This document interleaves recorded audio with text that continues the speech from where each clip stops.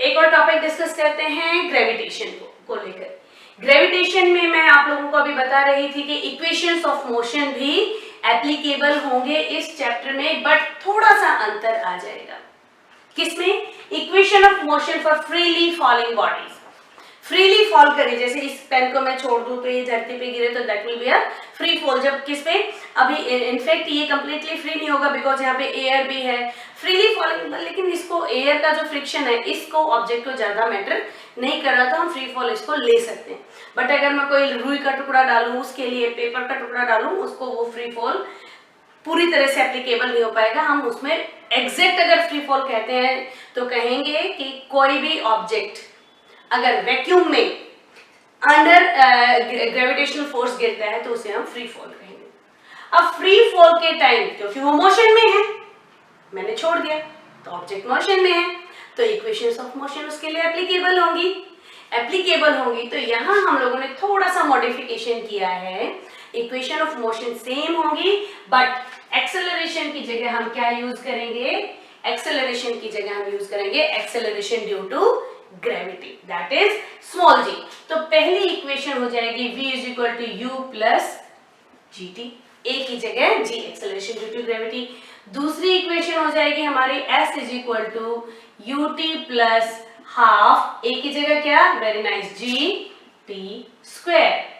Third equation होगी v square is equal to u square plus 2a की जगह g और s। आपको जो न्यूमेरिकल्स दिए जाएंगे ना, उसमें हो सकता है आपको g अगर नहीं, कुछ भी नहीं गिवन है तो आपको g हमेशा क्या लेना होगा? 9.8 मीटर पर सेकेंड। मैंने बताया था, कैलकुलेट किया था। लेकिन कभी कभी किसी इक्वेशन में देखो करीब करीब 10 के आसपास है ना, कुछ न्यूमेरिकल्स ऐसे होते हैं सिंप्लीफिकेशन के लिए, और वो हमेशा मेंशन होगा। उसमें दिया होगा take g is equal to 10 metre per second. उस केस में आप लोग g को 10 लोगे, अदरवाइज अगर मेंशन नहीं किया हुआ है तो आप g को हमेशा 9.8 मीटर पर सेकेंड स्क्वायर ही लेंगे, राइट? और क्वेश्चंस को सॉल्व करेंगे। सॉल्व करने के लिए मैं एक एग्जांपल आप लोगों के साथ डिस्कस कर लेती हूँ। एक एग्जांपल मैं अभी लिख देती हूँ यहाँ पे और फिर उसको सॉल्व करते हैं। ये मैंने आप लोगों के लिए क्वेश्चन लिख के तैयार कर लिया है ताकि आपका टाइम सेव हो जाए।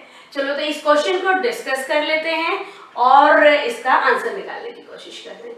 ये कह रहा है कि a helicopter is ascending with a velocity of 2 metre per second. Ascending चढ़ रहा है, ऊपर की तरफ जा रहा है। क्या वेलोसिटी दिया इसने? इनिशियल वेलोसिटी, यानी कि v is 2 metre per second. ये हम किस में लेंगे? -2 मीटर पर सेकेंड। क्यों? ये ऊपर जा रहा है, हमें वापस मिलना है, अभी बताऊंगी मैं आप लोगों को। हाइट कितना है? Height is 24 metre. हाइट को देखो, यही है जब हम ऊपर की बात करते हैं, एक्चुअल वो हाइट है, लेकिन है क्या? अर्थ से डिस्टेंस हम कह सकते हैं। तो यहाँ पे डिस्टेंस कितना हो गया या डिस्प्लेसमेंट कितना हो गया? 24 मीटर्स। सॉरी, इनिशियल है, v नहीं, इनिशियल नहीं, u। Initial velocity is denoted by u। और वो कह रहा है कि अगर वो कितनी हाइट से गिरता है? 24 मीटर की हाइट से गिरता है। मेल पैकेट छोड़ता है, एक पैकेट छोड़ रहा है, हेलीकॉप्टर जा रहा है, उसने एक पैकेट छोड़ा है। कितने मीटर हाइट से? 24 मीटर हाइट से, राइट? उस पैकेट में कुछ मटेरियल है जो कि अगर ग्राउंड को हिट करेगा, can be damaged if it hits ground with a velocity greater than 72 kilometre per our. वो कह रहा है वो जो पैकेट उन्होंने 24 मीटर की हाइट से छोड़ा है, अगर धरती पे 72 किलोमीटर पर आवर की वेलोसिटी से ज्यादा से गिरेगा तो खराब हो जाएगा, इससे कम में गिरेगा तो वो खराब नहीं होगा। ये पूछ रहा है क्या पैकेट डैमेज हो रहा है? तो हम लोगों को क्या निकालना है? वेलोसिटी, फाइनल वेलोसिटी निकालनी है। अगर फाइनल वेलोसिटी हमारे 72 किलोमीटर पर आवर से कम आ जाती है तो पैकेट डैमेज नहीं होगा, ज्यादा आ जाते तो डैमेज हो जाएगा। देखो इसमें g क्या है? सिंप्लिसिटी के लिए उन्होंने कहा है take g as 10 metre per second square. तो इसमें हम कौन सा इक्वेशन यूज करेंगे? हमारे पास इक्वेशन ऑफ मोशन है, तो v square minus u square is equal to 2as का हम इसमें इस्तेमाल करेंगे। वी स्क्वायर हमें निकालना। अच्छा मैंने फिर बताया था -2 क्यों लिया है, क्योंकि ये ऊपर की तरफ जा रहा है, हमने नीचे की तरफ इसकी वेलोसिटी नेगेटिव जा रही है ना ऊपर की तरफ, इसीलिए हमने इसको माइनस लिया है। तो वी स्क्वायर हम नहीं जानते, यू स्क्वायर हम जानते हैं, -2 का होल स्क्वायर। 2 ए कितना लेने के लिए बोला इन्होंने, ए लेने के लिए बोला है 10 मीटर पर सेकेंड स्क्वायर, और एस कितना है हमारे पास 24 मीटर्स, राइट। तो इसको कैलकुलेट कर लेते हैं। वी स्क्वायर माइनस 2 का whole square is equal to 20 into 24 कितना हो जाएगा, 20 into 20 metre per second square multiplied by 24 metre, तो that will be 480 metres, 480 metre square per second square. ये होगा वी स्क्वायर माइनस 2 का होल स्क्वायर। अब ये -2 का होल स्क्वायर जब हमारे यहाँ आ जाएगा तो क्या हो जाएगा, v square is equal to 480 plus कितना 4, right, metre square per second square, and that will be 484 metre square per second square. ये क्या आ रहा है, वी स्क्वायर। तो v के लिए क्या हो जाएगा, v इज इक्वल टू कितना, under root 484 metre square per second square. कितना आएगा इसका अंडर रूट, आप लोग कैलकुलेट करना, that will B 22 metre per second, यानी कि वेलोसिटी जो आ गया है वो आ गया है 22 metre per second.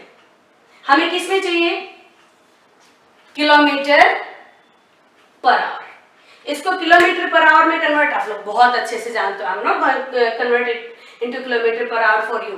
Kilometre per hour मतलब 60 into 60, kilometre into 1000 is equal to 1000। तो यहाँ पे वेलोसिटी करीब इसकी अगर हम कैलकुलेट करेंगे तो 79.2 या 3 के आसपास आ जाएगी किलोमीटर पर आवर। इसको देख लेना, ये थोड़ा सा मैंने उसमें लिया है, अप्रोक्सीमेट लिया है, ये कुछ चेंज हो सकता है, बट 79 के आसपास आ जाएगी। मुझे आपका आंसर सॉल्व करना है। अब देखते हैं हमें क्या गिवन था, 72 किलोमीटर पर आवर से अगर गिरता है तो पैकेट डैमेज नहीं होगा, उससे ज्यादा देखिए हमारे पास कितना आया, पैकेट डैमेज हो जाएगा। क्यों, क्योंकि जो फाइनल वेलोसिटी थी जिससे पैकेट गिरा है that is more than the velocity किसकी, जिसमें वो डैमेज नहीं होना था। तो इसी तरह के इक्वेशंस होंगे, इसी तरह के क्वेश्चंस होंगे सॉल्व करने। अंतर सिर्फ इतना होता है, क्या होता है, न्यूमेरिकल्स बहुत आसान होता है, शॉर्ट मार्क्स होते हैं। न्यूमेरिकल सॉल्व करने का एक ही रूल है, आपको फॉर्मूलाज याद होने चाहिए, 4-5 तो फॉर्मूले होते हैं, इसमें तो सिर्फ 3 ही फॉर्मूले गिनती के। दूसरी चीज, आप हमेशा गिवन लिखोगे, गिवन आपके पास आते ही आप लोगों को समझ आ जाता है कि हमें कौन सा फॉर्मूला पुट करना है, और अगर फॉर्मूला में कोई चीज नहीं मिल रही है तो गिवन में उसको निकालने का हमें आंसर तरीका मालूम होता है। उसके बाद सॉल्यूशन कर दो, पूरे के पूरे 3 नंबर का मार्क्स आपके हाथ में आ जाते हैं। कुछ और क्वेश्चंस आप लोग सॉल्व करने की कोशिश करना, मैं भी हो सकेगा तो 2-4 क्वेश्चंस की और न्यूमेरिकल्स की वीडियो बना के डालूंगी। तब तक के लिए आप इसकी प्रैक्टिस कीजिए और शेयर कीजिए ढेर सारा, और पढ़ते रहिए। तब तक गुड बाय, टेक केयर।